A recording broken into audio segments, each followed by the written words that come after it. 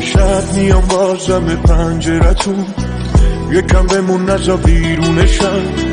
یه کوچه پر از سنگ و یه پنجره، میای دم شیشه یا دیوونشم.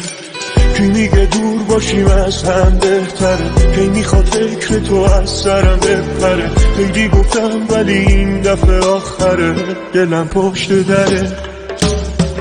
نمیرم تا بیام، باید حرف بزنیم، بیا مشکل رو حل کن.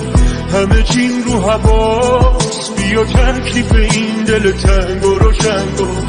نمیرم تا بیام، باید حرف بزنیم، بیا مشکل رو حل کن. همه چیم رو حواس، بیا تکلیف این دل تنگ و روشن کن.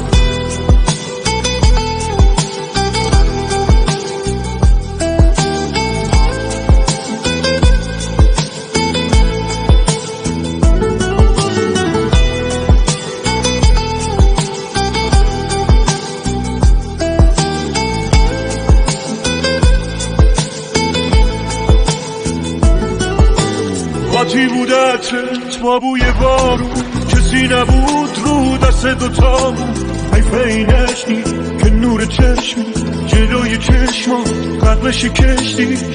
همه چیمو هی گم میکنم، گلایی که دادی و خوش میکنم. صداهایی که دارم ازت شب و 100 دفعه تا صبح گوش میکنم.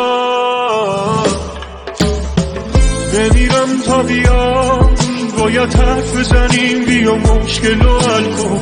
همه چیم رو حواس، بیا تکلیف این دل تنگ و روشن کن.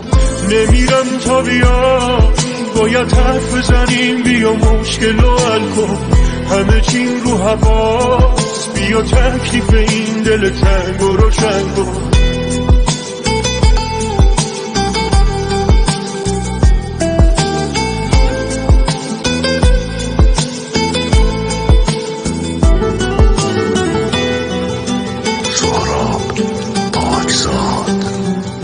علی بیات.